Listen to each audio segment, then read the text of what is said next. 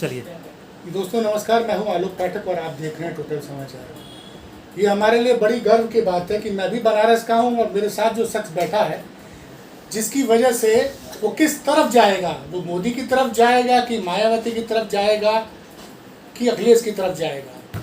ये शख्स जिसकी तरफ जाएगा, मेरा मानना है कि उत्तर प्रदेश उसकी तरफ जाएगा 2024 में। ओम प्रकाश राजभर बनारस के हैं, ये बहुत कम लोग जानते हैं। मैंने ओम प्रकाश राजभर को देखा था 2002 में, ये अपनी पार्टी बनाई थी और ये साइकिल जुलूस निकाला करते थे। बड़ा हम लोग ट्रैफिक रोक के देखा करते थे, स्कूटर्स चला करते थे। 2-2 किलोमीटर तक लोग साइकिल से चले आ रहे हैं, गमछा ओढ़ले हुए पीला रंग के, और जो है निकलों का नारा लगत रहा। तो राजभर जी आप तब सोचले रहली कि जो ना जुलूस निकाला थी, उसके बाद ऐसा जुलूस निकली लखनऊ में कि बड़ बड़ लोग घरे में बैठ जाइए और रात में हनुमान चालीसा बढ़ियन कि सवेरे ओम प्रकाश राजभर हमरे फेवर में बयान दे दे। ये देखिए, जब हमने 27 अक्टूबर 2002 को पार्टी बनाई, एक लक्ष्य बना करके हमने शुरू किया कि जो काम माननीय कांशीराम जी ने शुरू किया था, सामाजिक परिवर्तन की और राजनीतिक चेतना, उस बात को हम कांशीराम जी से जब अलग हुए तो हम उस काम को बढ़ाने के लिए पार्टी बनाए। तो हमने बसपा में रहते हुए गौतम बुद्ध जी के विचारों को पढ़ा, छत्रपति साहू जी महाराज के विचारों को पढ़ा, महात्मा ज्योतिबा फुले, सावित्रीबाई फुले, बाबा साहब डॉक्टर अम्बेडकर को पढ़ा। तब उसके बाद हमने पार्टी बनाई थी। तो उस विचार को आगे बढ़ाने के लिए हमने ये बाबा साहब ने कहा था कि इस लड़ाई को आगे अगर जाना है तो 2 चीज़ बर्दाश्त करो, चोट और अपमान। निकलो, रास्ता मिलेगा, मंजिल मिलेगी, रुकना मत, चलते रहो। संघर्ष ही जीवन है। और मैं जब साइकिल पर, मैं तो उसी दिन जब सारनाथ में पार्टी की घोषणा किया, उसी दिन मैंने कहा था लोगों से कि 2017 में पार्टी को सत्ता में ले जाऊंगा। उसी दिन मैंने कहा था, जबकि मुझे 2002 में आपने अनाउंस कर दिया था। हाँ, हमने कह दिया था कि 2017 में सत्ता में पार्टी ले चलूंगा। इतने बीच में आपको चलना पड़ेगा, 15 साल संघर्ष करना पड़ेगा। उसके साथ साथ 17 में सत्ता में जाएंगे, लेकिन कुछ ही दिन के बाद छोड़ देंगे, ये भी कह दिया था उसी दिन कि सब कुछ पहले से आपने अनाउंस कर दिया था। हाँ, छोड़ दूंगा। मतलब हमको तो लगता है कि योगी जी बोलते हैं योगी, असली योगी तो आप हैं। नहीं, जो 15 साल बाद जो आपको करना है वो 2002 में वो भी सारनाथ में कर रहे हैं। धीरेन्द्र शास्त्री हैं उस सारनाथ में जहाँ पे भगवान बुद्ध को ज्ञान मिला था। भाई हमको ज्ञान मिला तभी न, वही इसी नाते न वो तो बुद्ध की धरती पर हमने ऐलान किया। मतलब आप लोग समझिए भाई साहब, असली योगी मेरे बगल में बैठे हैं। ये किसी मठ के योगी नहीं है, ये जनता के योगी है, ये कर्म योगी हैं। अब बनारस में तो कबीर पैदा हुए हैं, वो महादेव की नगरी है। तो राजभर जी, तो आप तो गजब के योगी निकले। 2002 में आपने कह दिया कि 2017 में सरकार में आएंगे तो उसका छोड़ देंगे। जब मैं सरकार में था तभी अकेले अपनी गाड़ी चला करके अखिलेश जी के यहाँ जाता था। अच्छा। बीच बीच में तमाम खबरें सुरक्षा कर्मियों द्वारा सरकार को मिल जाती थी कि राजभर जी अखिलेश जी से मिल रहे हैं। तो मुख्यमंत्री जी बल्कि कई बार हमसे पूछे कि अखिलेश जी से क्यों मिलते हैं, हमके जब देश के नेता एक जगह चाय पी सकते हैं तो हम क्यों नहीं पी सकते। हम मिलते हैं। और आप खुलेआम मिल रहे हैं। बिल्कुल मिलते हैं। बाकी लोग पीछे मिलते थे। हम तो देखिए, हम सीना ठोक के बोलते हैं और सीना ठोक के रहते हैं। और मैं उसी समय कहा कि 2022 का चुनाव आपके साथ मिल के लड़ूंगा और आपसे गठबंधन करूंगा। हम बीजेपी के साथ नहीं रहूंगा, आप नहीं करोगे तभी जबरी करूंगा। और अंततोगत्वा तमाम उठा पटक होती रही और 22 में अखिलेश जी के साथ चुनाव लड़ा। और जब चुनाव के गठबंधन, पहले चरण के चुनाव के पहले ही हमने अपने लोगों से, अपनी टीम से कह दिया कि ये गठबंधन ज्यादा दिन नहीं चलेगा। तभी आपने नाम कह दिया गठबंधन ज्यादा दिन नहीं चलेगा। चुनाव के बाद हम लोगों को अलग होना पड़ेगा, अपनी पार्टी की ताकत और पैदा करना पड़ेगा। ये बताइए कि चुनाव के बाद आप नाराज हुए हैं कि आजमगढ़ चुनाव अखिलेश जी नहीं है प्रचार करने, इससे नाराज हुए हैं? नहीं, आजमगढ़ चुनाव को लेकर लोकसभा बाई इलेक्शन जो आजमगढ़ का था, खटास वहीं से पैदा हुई है। हम अपनी पूरी टीम 301 टीम लेकर के हम 45, 47, 48 डिग्री टेम्परेचर में काम कर 10 रहे दिन थे। आपने मेहनत की दुनिया और में। हमारी कोशिश थी कि, और मेरा तो मानना था कि भाई अखिलेश जी बड़े नेता हैं, ये चले जाएंगे तो चुनाव जीत जाएंगे, एक माहौल रहेगा कि नहीं हम दोनों लोग मिलकर चुनाव जीतेंगे। जब हमारा वर्कर चुनाव हारता है तो मनोबल जीतता है, जब जीतता है तो मनोबल बढ़ता है। तो हम मनोबल बढ़ाने के लिए प्रयास कर रहे थे और अखिलेश जी एसी में बैठ के आनंद ले रहे थे। इसी बात के लड़ाई हमारी उनकी शुरू हुई वहीं से। देखिए राजभर जी, मैं हूँ पूर्वांचल का। जब पूर्वांचल में उद्घाटन हुआ और बस लेके आप और अखिलेश यादव गाजीपुर से निकले लखनऊ के लिए, तो दूसरा झंडा दिख रहा था, एक तो सपा का झंडा, लेकिन उससे ज्यादा पीला झंडा हमको दिखा आजमगढ़ का। और पूर्वांचल में एक उम्मीद जमी पैदा हो गई थी कि अब पूर्वांचल का असली विकास होगा। तो पूर्वांचल की जनता से अगर दिल पे हाथ रख के पूछेगा तो यही चाहेगी कि ओम प्रकाश राजभर और अखिलेश यादव फिर से एक हो जाए। नहीं, जनता ने तो दोनों मिलन को स्वीकार किया और बीजेपी का खाता तक नहीं खोलने दिया। अंबेडकर नगर, आजमगढ़, गाजीपुर, बलिया, मऊ, बस्ती, पूर्वांचल के तमाम जिलों में खाते तक नहीं खुले। किसी जिले में बीजेपी 1 सीट जीत पाई, किसी में 2 जीत पाई, ये स्थिति रहा। हमारे लोग हारे भी जो तो 2000, 4000, 3000 के अंतराल पे हारे। खैर, एक रिजल्ट जनता ने हम लोगों पे विश्वास करके, अपने दोनों नेता एक साथ जुटे हैं तो पूर्वांचल का विकास होगा। दुर्भाग्य से हम वहाँ हारे जहाँ अखिलेश जी का गढ़ था, एटा, इटावा, कन्नौज, फिरोजाबाद, ठीक है, दूसरे फेज की बात तो वहीं वो चुनाव हार गए। लेकिन हमने जो उनसे वादा किया था, हम अपने वादे पर खरा उतरे।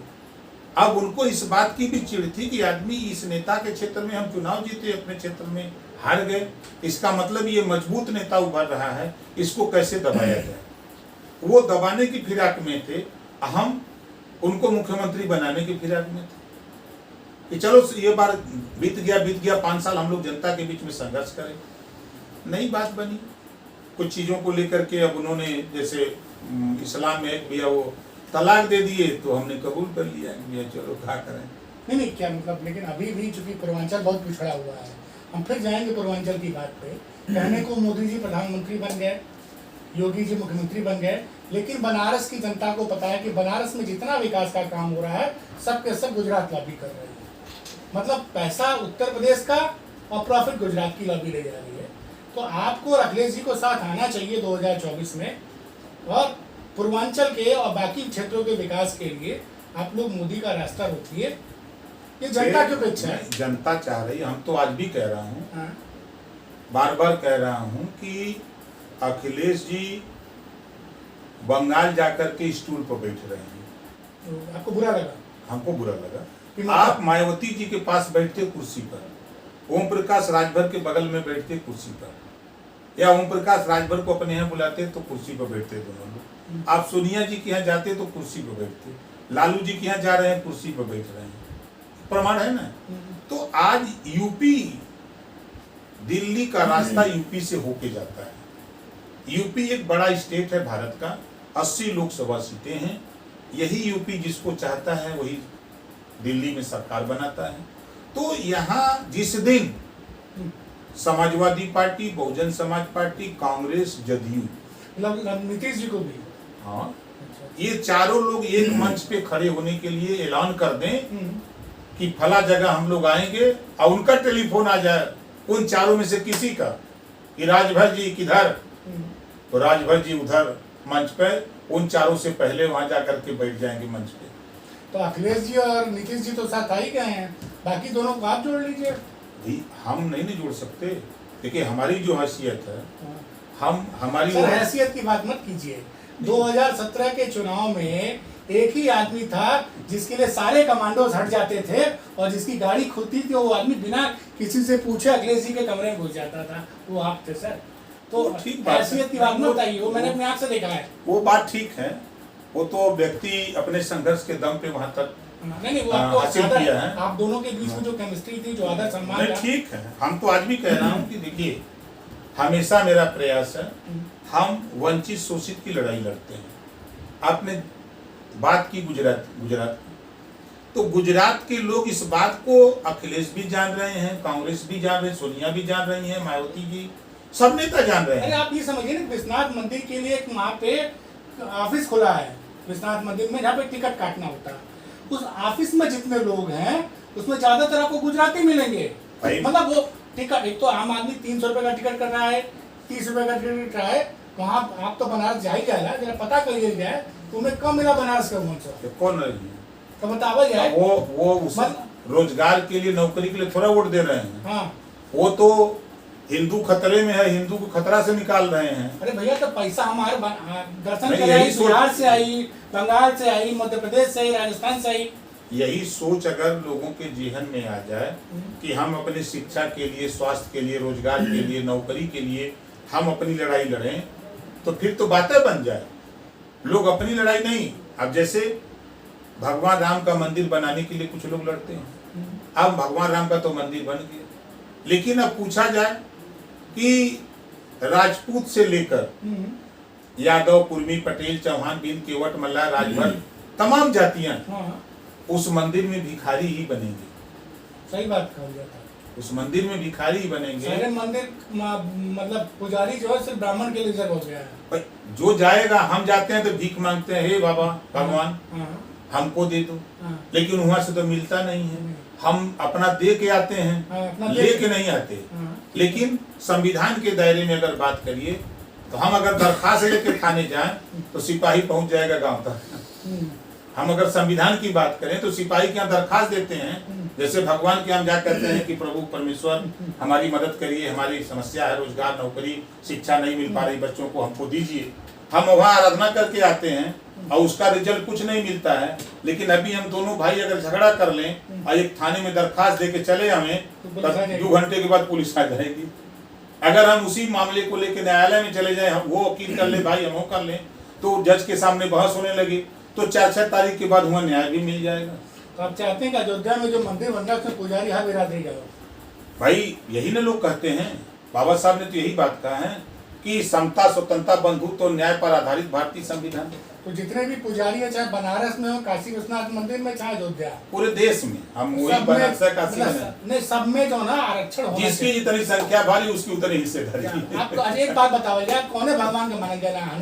आप हमारे भगवान माता पिता हैं। नहीं, ओकरे बाद हमको लगा नहीं, आप हनुमान जी के ईश्वर भक्त- एक है। आप हनुमान जी के नहीं, भक्त ईश्वर लगते एक है। हैं। नहीं, लेकिन आप हनुमान जी के भक्त लगे हैं। नहीं, हनुमान जी हमारे बिरादर हैं, भक्त कौन बात है। मतलब हनुमान जी आपके बिरादर हैं, तो जहाँ रहेंगे सत्ता वही रहेगी।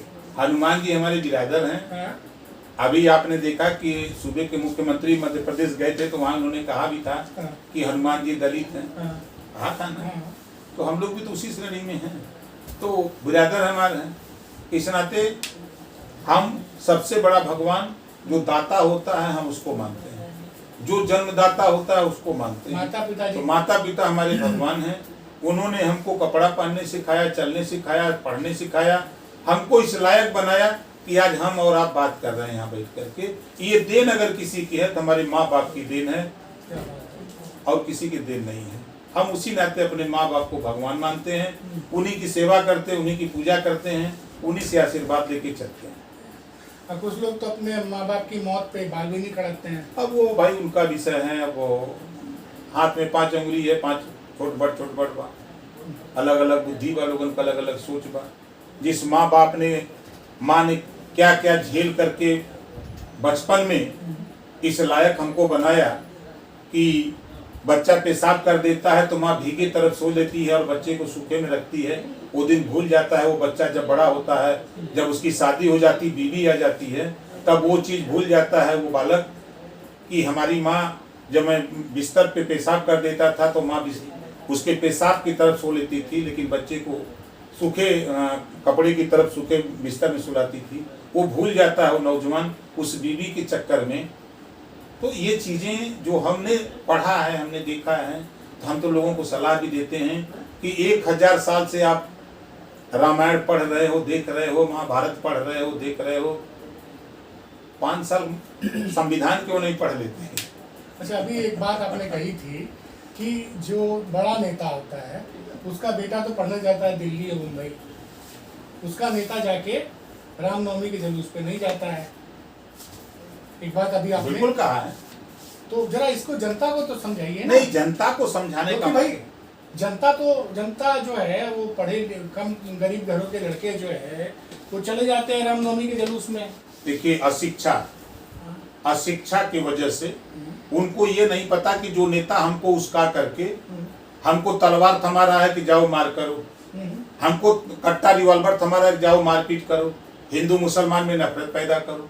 हमारे बच्चों को, गरीब अशिक्षित लोगों को तो वो तो तलवार थमा रहा है, कट्टा थमा रहा है कि तुम जाओ वहां दंगा करो, लेकिन अपने बच्चे को क्या थमा रहा है? कलम थमा रहा है कि तुम जाओ दिल्ली में आईएएस और पीसीएस की तैयारी करो, तुम राजस्थान जाओ आईआईटी की तैयारी करो, तुम तमिलनाडु, केरल, आंध्रा जाओ, वहां जो है आईआईटी की तैयारी करो, तुम वहां अच्छी शिक्षा हासिल करो। वो नेता लोग अपने बच्चे को उसमें क्यों नहीं भेजते?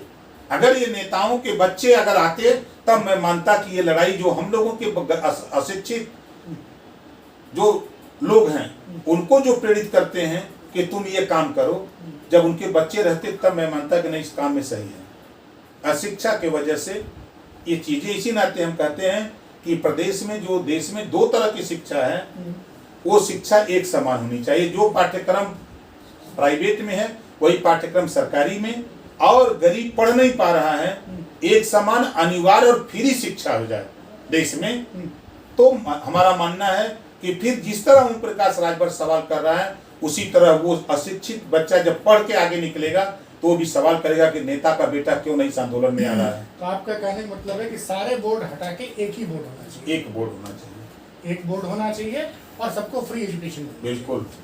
अटल जी ने भी कहा है, शिक्षा देना है अगर गरीबों को तो फ्री शिक्षा, फ्री स्वास्थ्य, फ्री न्याय, तीन चीज के लिए अटल जी भी कटिबद्ध थे कि गरीबों को तीन चीज फ्री मिलना चाहिए। तो मतलब अगर अखिलेश जी, मायावती जी, राहुल गांधी जी, नीतीश कुमार जी आ गए और ओम प्रकाश राजभर जी तो तुरंत जुड़ जाएंगे, बुलावा आएगा तुरंत पहुंच जाएंगे। उसके बाद सरकार अगर बनेगी दिल्ली में तो पहले कैबिनेट में आपके पास करा देंगे ना कि एजुकेशन फ्री है।